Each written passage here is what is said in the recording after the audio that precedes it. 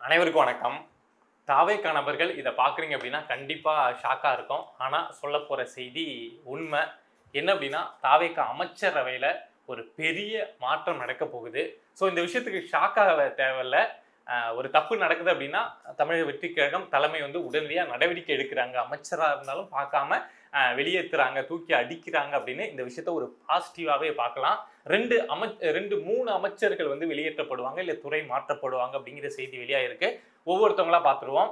மதுபானத்துறை அமைச்சர் விக்னேஷ் இருக்கார் இல்லையா, இவருக்கு துறை மாற்றம்லாம் கிடையாது. இவருக்கு அமைச்சரவையே இல்லை, அமைச்சரவையிலிருந்தே தூக்க போறாங்க அப்படிங்கிற தகவல் கிடைச்சிருக்கு. என்ன காரணம் அப்படின்னா வழக்கம் போல இந்த பணம் வாங்குறது, இந்த மதுபான விஷயங்கள்ல பணம் வாங்குறது அப்படிங்கிற விஷயத்த பண்ணியிருக்காரு. அது ஆதாரப்பூர்வமாகவும் சிக்கியிருக்கு. இந்த தகவலெல்லாம் எப்படி தமிழக வெற்றி கழகம் யாரெல்லாம் எந்தெந்த அமைச்சர்கள்லாம் எது பண்றாங்க அப்படிங்கிற விஷயத்த எப்படி கேதர் பண்ணி எடுத்திருக்காங்க அப்படின்னா, உளவுத்துறை ஐஜியா அஷ்ரா கார்க் அவர்கள் இருக்காங்கல்ல, ஸோ அவங்கள்ட்ட கொடுத்து இதை ஒரு கான்ஃபிடென்ஷியல் ப்ராஜெக்டாவே கொடுத்து அமைச்சரவையில் யார் யார் என்னென்ன வேலைகள் பண்றாங்க, திமுக கூட யார் டீலிங்ல இருக்காங்க, திமுக வாங்கின கமிஷனை அதெல்லாம் யார் கண்டினியூ பண்றாங்க அப்படின்னு சொல்லிட்டு ஒரு ரிப்போர்ட்டை கேட்டிருக்காங்க. அந்த ரிப்போர்ட் அஷ்ரா கார்க் அவர்கள் எடுத்து கொடுத்த ரிப்போர்ட்ல தான் இந்த தகவல் எல்லாமே வெளியாயிருக்கு. நம்ம விக்னேஷ் இருக்கார் இல்லையா, மதுபானத்துறை அமைச்சர் விக்னேஷ். ஸோ அவரு கோவை மாவட்டத்தில் நடந்த சம்பவம். கிட்டத்தட்ட 300 டாஸ்மாக் பார்கள் இருக்கு. இது இல்லாம 110 FL2 அந்த ரக பார்கள் இருக்கு. இதுல திமுக ஆட்சியில் என்ன நடந்துட்டு இருந்திருக்கு அப்படின்னா, அப்போ இந்த நான் சொன்னது எல்லாமே யார் கண்ட்ரோல்ல இருந்தது அப்படின்னா செந்தில் பாலாஜி கண்ட்ரோல்ல இருந்தது. செந்தில் பாலாஜி கண்ட்ரோல்ல இருக்கு அப்படின்னா செந்தில் பாலாஜியோட தம்பி அசோக் குமாரோடைய கண்ட்ரோல்ல தான் இது எல்லாமே இருந்திருக்கு. ஸோ அசோக் குமார் இந்த பாருக்கெல்லாம் வந்து ஒரு ரேட்டு ஃபிக்ஸ் பண்ணி, இது வந்து டாஸ்மாக் உடைய பாரா, ஸோ மாதம் 1 லட்சம் நீ கொடுத்துடணும், இது வந்து FL2 ரக பாரா, நீ மாதம் 2 லட்ச ரூபா கொடுத்துடணும் அப்படின்னு சொல்லிட்டு அசோக் குமார் வந்து திமுக ஆட்சியில் இந்த கலெக்ஷன் அப்படிங்கிறத பண்ணிட்டு இருக்காரு. அது ஊருக்கே தெரிஞ்ச விஷயம் தான் அவர் பண்ணது. அவர் பண்ணாரா அப்படின்னா அவரை இறங்கி போய் அசோக்குமார் நேரடியாக போய் பார்ல வாங்குவார் மாசம் கிடையாது. ஈஸ்வரமூர்த்தி அப்படிங்கிற ஒரு நபரை வந்து இதுக்குன்னே வச்சிருந்திருக்காரு. ஈஸ்வரமூர்த்தி இன்னொரு ஆளை போட்டு இந்த வேலைகள் எல்லாத்தையுமே பண்ணிட்டு இருந்திருக்காரு. ஸோ விக்னேஷ் வந்த உடனே இதை மாதிரி விக்னேஷ் மதுபானத்துறை அமைச்சராக வந்த உடனே இதை மாதிரி பிரச்சனைகள்லாம் இருக்காது அப்படின்னு பார்த்தா, இந்த அசோக்குமார் கும்பல் இருக்குல்ல, செந்தில் பாலாஜி டீமு, அவங்க வந்து விக்னேஷை வந்து அப்ரோச் பண்ண ட்ரை பண்ணியிருக்காங்க. ஏன்னா விக்னேஷுக்கு மதுபானத்துறை அமைச்சர் விக்னேஷுக்கு என்ன நடந்துட்டு இருக்கு, எப்படி வாங்கணும் எதுவுமே தெரியாது. திடீர்னு அமைச்சர் ஆயிட்டார் அப்படிங்கிறப்போ என்ன ப்ராசஸ் எதுவுமே தெரியாது. பிளாங்கா பார்த்தா ஒரு நல்லவராக தான் இருந்திருப்பாரு. ஆனா திமுக சைட்லேருந்து சேர்ந்து நம்ம அசோக்குமார் அவருடைய சைட்லேருந்து என்ன பண்ணியிருக்காங்க அப்படின்னா, அப்ரோச் பண்ணி இந்த ஈஸ்வரமூர்த்தியை விட்டு நம்ம விக்னேஷ்ட பேச வச்சு, இதை மாதிரி நாங்கள் திமுக ஆட்சியில் இதெல்லாம் வாங்கிட்டு இருந்தோம், இப்போ நீங்கள் அவ்வளோ வாங்க மாட்டேன்னு சொல்கிறீங்க, நீங்கள் தூய ஆட்சி அப்படின்லாம் சொல்கிறீங்க, நீங்கள் அவ்வளோ வாங்கலைனாலும் பரவாயில்ல, இப்போ நம்ம டாஸ்மாக் பார் இருக்குல்ல, அங்கே வந்து நாங்கள் 1 லட்சம் வாங்கினோம், உங்களுக்கு நான் 50,000 ரூபா வாங்கி தரேன், உங்கள் பேரே அடிப்படாது. FL2 பார் இருக்கா, அங்கே நாங்கள் 2 லட்சம் வாங்கினோம், நாங்கள் அங்கே 1 லட்சம் இப்போ உங்களுக்கு வாங்கி தரோம், உங்கள் பேரே அடிப்படாது, ஸோ உங்களுக்கு எந்த பிரச்சனையும் வராது, நாங்கள் பார்த்துக்குறோம் அப்படின்னு சொல்லிட்டு இந்த ஈஸ்வரமூர்த்தியும் அவங்க டீமும் விக்னேஷ் அவரை வந்து கன்வின்ஸ் பண்ணியிருக்காங்க. ஸோ அந்த இடத்தையே நீ என்கிட்டயே வந்து பேரம் பேசிட்டியா, நீ வாங்கினியான்னு சொல்லி இதை வேற மாதிரி விக்னேஷ் கொண்டு போயிருந்தாருன்னா அவருடைய பேர் வந்து நல்ல பேரா போயிருக்கும். இன்னும் அவங்க என்னென்ன பண்ணாங்கன்னு அவங்க வாயாலேயே சொன்ன விஷயங்கள்லாம் கூட ஆதாரமா கிடைச்சிருக்கும். ஆனா இவரு கொஞ்சம் யோசிச்சு பார்த்து என்ன சொல்றாங்க, நல்ல ஆப்ஷனா இருக்கே, கொஞ்சம் ட்ரை பண்ணி பார்ப்போமா அப்படின்லாம் இருந்து கொஞ்சம் கொஞ்சமா உள்ள போய் அவங்க பணம் வாங்கி கொடுக்கறது, விக்னேஷ் வாங்குறது. ஏன்னா இவருக்கு எப்படி பண்றது என்னன்னே தெரியாது. ஆனா திமுக நபர்கள் கூட அசோக் குமாரோடைய கீழே இருந்த ஈஸ்வரமூர்த்தி கூட கூட்டு போட்டுக்கிட்டு இந்த விக்னேஷ் வந்து பணம் வாங்குற வேலையை ஆரம்பிச்சிருக்கார் அப்படிங்கிற தகவல் தாவேக்கா தலைமைக்கு அஷ்ரா கார்க் மூலமா போயிருக்கு. போனதுக்கப்புறம் விடுவாங்களா, இந்த ஆளு எங்கேயாவது நேரடியா 1 லட்சம் 2 லட்சம் வாங்கியிருந்தா கூட சரி மன்னிச்சு விடுவாங்க. நீ திமுக காரன் கூட கூட்டு போட்டுட்டு, அதுவும் செந்தில் பாலாஜியோட தம்பி அசோக் குமாரோடைய கூட்டாளிங்க கூட கூட்டு போட்டுக்கிட்டு நீ கோயம்புத்தூர்ல இந்த வேலை பாக்குறியா, அப்பனா நீ கோயம்புத்தூர்ல பாக்குறேன்னா இன்னும் மத்த இடத்தையும் பாப்பதானே அப்படின்னு சொல்லிட்டு, ஸோ இந்த விக்னேஷை இனிமே மதுபானத்துறையில வச்சிருக்க வேணாம் அப்படிங்கிற முடிவுக்கு தாவேக்கா அரசு வந்திருக்காங்க, தலைமை வந்துருச்சு அப்படின்னு சொல்றாங்க. ஒருவேளை இதெல்லாம் இப்போ நம்ம சொன்ன விஷயங்கள்லாம் ரிப்போர்ட்டா போயிருந்து இது உண்மை அப்படின்னு அவங்களுக்கு போதுமான ஆதாரம் இருந்தது அப்படின்னா கண்டிப்பா அமைச்சரவையில இருந்து நம்ம விக்னேஷ் அவர்கள் தூக்கி அடிக்கப்படுவார் அப்படிங்கிறது ஃபர்ஸ்ட் விஷயம். அடுத்து பார்த்தோம் அப்படின்னா ஜெகதீஸ்வரி, நம்ம புகழ்பெற்ற ஜெகதீஸ்வரி, நம்ம கீர்த்தனா கூட ஏன் என் அந்த பிரச்சனை தெரியல, என் பேரை ஏன் மேலே போடல, அவங்க பேரை மேலே போட்டிருக்கீங்க, நான் தானே இந்த விருதுநகருடைய பொறுப்பு அமைச்சர் அப்படின்லாம் பேசுனாங்க. அதை கூட நம்ம பெரிய இஷ்யூவாக எடுத்துக்க முடியாது.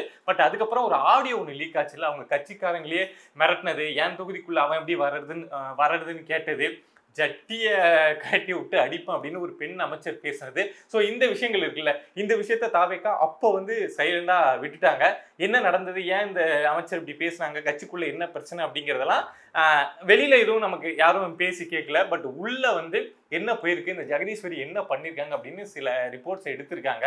இந்த அம்மா படிச்ச படிப்பு கூட பொய்யா, அவங்க இந்த அம்மா முன்னாடி வந்து டாக்டர்னு போட்டுப்பாங்க, பட் அந்த படிப்பு கூட பொய் அப்படிங்கிற அளவுக்கு ரிப்போர்ட் வந்து தலைமைக்கு போயிருக்கு. அதே மாதிரி கட்சி ரீதியாக கொஞ்சம் ரவுடிசமா இவங்க தான் நான் தான் அப்படிங்கிற மாதிரி என்ன அமைச்சராக்கிட்டாங்க, நான் பொறுப்பு அமைச்சர், நான் சொல்றது தான் கேட்கணும், கீழே யார் யார் வேலை செஞ்சாலும் நீ விஜய்க்கு போஸ்ட் ஓட்டிருக்கலாம், என்ன வேணாலும் பண்ணிருக்கலாம், ஆனால் நான் சொல்றது தான் கேட்கணும் அப்படின்னு கொஞ்சம் அதிகார தோணியில இந்த ஜெகதீஸ்வரி அவர்கள் நடந்துட்டு இருந்திருக்காங்க. ஸோ இவங்களையும் துறை மாற்றம்லாம் கிடையாது, இவங்களையும் அமைச்சரவையிலேருந்து நீக்கிடலாம் அப்படிங்கிற அளவுக்கு ரிப்போர்ட் போயிருக்கான். ஸோ தாவேக்கா என்ன செய்வாங்க அப்படின்னு பொறுத்திருந்து பார்க்கணும். அடுத்து பார்த்தோம் அப்படின்னா இதுக்கு 2 அமைச்சர் பார்த்துட்டோம், ஒன்று விக்னேஷ், இன்னொன்று ஜெகதீஸ்வரி. 3வதா பார்த்தோம் அப்படின்னா நம்ம காரைக்குடி பிரபு அவர்களை அமைச்சரவையிலேருந்து தூக்கிறதுக்கு வாய்ப்பு இல்லை, ஆனால் துறை மாற்றம் நடக்கும் அப்படிங்கிற செய்தி வெளியாயிருக்கு. ஏன் அப்படின்னா கனிம வளத்துறை அப்படிங்கிறது தெரியும், தமிழ்நாட்டில் பணம் அப்படியே கொட்டக்கூடிய ஒரு இடம். ஸோ அவன் நீங்கள் பணம் வேணாம் அப்படின்னு சொல்லிட்டு காதை மூடிட்டு கண்ணை மூடிட்டு அப்படியே உட்காந்தா கூட வந்து அவன் சொல்லுவான், இந்தாங்க இதை வாங்கிக்கோங்க, நான் இதை பண்ணிக்கிறேன், இதை வாங்கிக்கோங்க, இதை பண்ணிக்கிறேன், திமுக ஆட்சியில் அவ்வளோ பண்ண அப்படின்னு சொல்லிட்டு பணத்தை தேடி வந்து ஒரு அமைச்சர்கிட்ட குவிக்கக்கூடிய இடம்னா கனிம வளத்துறை. ஸோ அதுலேருந்து திமுக ஆட்சியில் அதெல்லாம் செஞ்சுட்டு இருந்த நபர்கள் வந்து நிறைய பேர் டிகே பிரபு அணுகி இதை பண்ணுறோம் இவ்வளோ தான் பர்மிஷன் இருக்குது, இதை வெட்டிக்கிறோம், உங்களுக்கு இவ்வளோ பணம் கொடுக்குறோம் அப்படின்னு நிறைய விஷயங்களை அப்ரோச் பண்ணியிருக்காங்க. பட் அதை டிகே பிரபு வந்து எப்படி யூஸ் பண்ணாரோ இல்லையோ, அவங்க அப்பா காங்கிரஸ்ல இருந்தவர் அப்படின்னு சொல்றாங்க, அவருக்கும் அரசியல் பின்புலம் உண்டுலாம் சொல்றாங்க. ஸோ அவர் இந்த விஷயத்துல எல்லாம் இன்வால்வ் ஆகி கொஞ்சம் விஷயங்கள்லாம் பண்ணிட்டு இருக்காரு.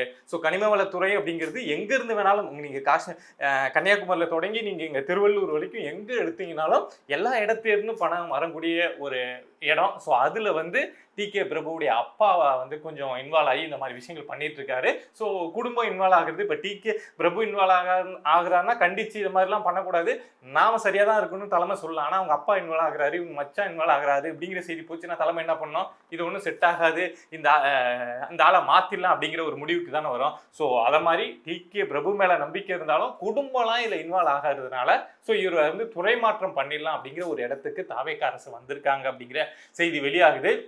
ஸோ இந்த விஷயத்தை வந்து நம்ம நெகட்டிவ் இதை மாதிரி இன்னும் சில அமைச்சர்கள் பேர் சொல்லப்படுது. பட் அது நம்ம உறுதியானதுக்கு அப்புறம் தான் அவங்களுடைய பேர்லாம் சொல்ல முடியும். ஸோ கண்டிப்பாக ரிப்போர்ட் கிடைச்சதுன்னா நான் உங்களுக்கு வந்து மற்ற அமைச்சர்கள் யார் அப்படிங்கிறதையும் சொல்கிறேன். ஸோ இந்த விஷயத்தை வந்து தாவேக்கா நபர்கள் வந்து ஒரு நெகட்டிவாக எடுக்காமல், என்னடா அது அமைச்சரவை மாற்றம் நடக்குது அப்படின்லாம் இதெல்லாம் திமுக நெகட்டிவாக பேசுவாங்க, பெரிய நெகட்டிவாக எவ்வளோ பெரிய குத்தம் தெரியுமா அப்படிங்கிற மாதிரி பேசுவாங்க. அப்படிலாம் கிடையாது. அமைச்சரவை மாற்றம் வராங்க, தப்பு செஞ்சாங்கன்னு நடவடிக்கை எடுக்கிறாங்கல்ல, அதை தான் பாராட்டணும். இங்க தப்பு செய்யாத கட்சி எந்த கட்சியுமே இருக்காது. தப்பு செஞ்சா தலைமை நடவடிக்கை எடுக்குதா, கட்சி நடவடிக்கை எடுக்குதா அப்படிங்கிற விஷயத்தை தான் பார்க்கணும். ஸோ அந்த நடவடிக்கை தாவேக்கா எடுத்தாங்க அப்படின்னா, அந்த ரிப்போர்ட்டை கேட்டு மாற்றினாங்க, இந்த சேஞ்சஸ் தான் கொண்டு வந்தாங்கன்னா உண்மையாலுமே அதை பாராட்டுக்குரிய ஒரு விஷயமா பார்க்கணும், பாசிட்டிவாக பார்க்கணும். ஆட்சி சரியாக தான் போகுது அப்படின்னு புரிஞ்சுக்கணும். திமுக குதிப்பாங்க, அமைச்சரவை மாற்றம்லாம் நடந்தால் அதுக்குள்ளே பண்ணுறீங்க அப்போனா அவ்வளோ கொள்ளடிச்சாங்களா அப்படின்லாம் பேசுவாங்க. அவங்க பேசுறதை கண்டுக்காம நாம ஆட்சியை சரியா நடத்தணும் அப்படின்னா சில இதை மாதிரி விஷயங்கள்லாம் செய்ய வேண்டியது சரியா தேவை அப்படின்னு சொல்லிட்டு தாவேக்கா செஞ்சாங்க அப்படின்னா அந்த விஷயத்த வரவேற்கணும். அதே மாதிரி தாவேக்கா நபர்களுக்கு கடைசியா ஒரு அன்பான வேண்டுகோள் என்ன அப்படின்னா, இந்த பிரசாந்த் இருக்காரு இல்லையா, இந்த மூவி ரிவ்யூலாம் கொடுப்பார்ல, அவர் வந்து இப்போ ரீசெண்ட் டைமா தாவேக்காவுக்கு ரொம்ப தலை அப்படியே முட்டி முட்டி முட்டி தலைவிங்கிற அளவுக்கு முட்டு கொடுத்துட்டு இருக்காரு. ட்விட்டர்ல போனா அது இதுன்னு தாவேக்காவுக்கு சப்போர்ட் பண்றது, அவங்களை அடிக்கிறது, இவங்களை அடிக்கிறது, வீடியோஸ் பார்த்தா தாவேக்காவுக்கு சப்போர்ட் பண்றது அப்படின்னு அவ்வளவு முட்டி அதாவது முட்டு கொடுத்து கீழே முட்டு கொடுத்து முட்டி தேய்கிற அளவுக்கு மண்டையும் வீங்கிடும் போல அந்த அளவுக்கு முட்டு கொடுத்துட்டு இருக்காரு. ஸோ அதை பார்க்குறப்போ எனக்கு என்ன தோணுது அப்படின்னா, இந்த ஆள் ஓவரா தட்டுறாரு, ஓவரா ஜால்ரா அடிக்கிறாரு, ஏதோ தவைக்கா கிட்ட இருந்து எதிர்பார்க்கிறாரோ, ஏதாவது சீட்டு கிட்டு இடைத்தேர்தலில் தருவாங்க, இல்லை வேற ஏதாவது போஸ்டிங் தருவாங்க அப்படின்னு எதிர்பார்க்குறாரோ அப்படிங்கிற மாதிரி ரொம்ப பச்சையா தெரியுது. எனக்கு ரொம்ப பச்சையா தெரிஞ்சதுனால அதை உங்ககிட்ட ஷேர் பண்ணணும் அப்படின்னு நினைச்சேன். ஸோ அந்த நபரை கொஞ்சம் தூரமா வச்சு கொஞ்ச நாள் என்னதான் பண்றான் அப்படின்னு கொஞ்சம் தூரமா வச்சு பார்க்கறது தாவேக்காவுக்கு நல்லதா இருக்கும் அப்படின்னு நினைக்கிறேன். ஏன்னா இதை மாதிரி பச்சுந்திகள் வந்து பகல் மாதிரி நடிப்பாங்க, இருட்டுனா இருட்டு மாதிரி நடிக்கக்கூடிய நபர்கள். ஸோ திடீர்னு தூக்கி ஏதாவது பெரிய போஸ்டிங்லாம் கொடுத்துறாதீங்க. இதை விட உழைச்சவங்க தாவேக்காவுக்கு நிறைய பேர் இருக்காங்க. ஸோ அவங்களுக்கு இம்பார்ட்டன்ஸ் கொடுங்க. இதை மாதிரி ஆளெல்லாம் வெயிட்டிங் லிஸ்ட்டில் வச்சிருந்து என்னதான் பண்ணுறான் அப்படின்னு பொறுத்திருந்து பார்த்துட்டு அதுக்கப்புறம் முடிவு எடுங்க அப்படிங்கிறது தாவேக்காவுக்கு என்னுடைய அன்பான ஒரு வேண்டுகோள். தொடர்ந்து பேசுவோம். இதை மாதிரி நம்மளை சுற்றி நடக்கக்கூடிய விஷயங்களை நீங்கள் தெரிஞ்சுக்கணும் அப்படின்னு நினச்சிங்கன்னா மறக்காம பிரபா டாக்ஸ் சேனலை சப்ஸ்கிரைப் பண்ணி சப்போர்ட் பண்ணுங்கள். நன்றி.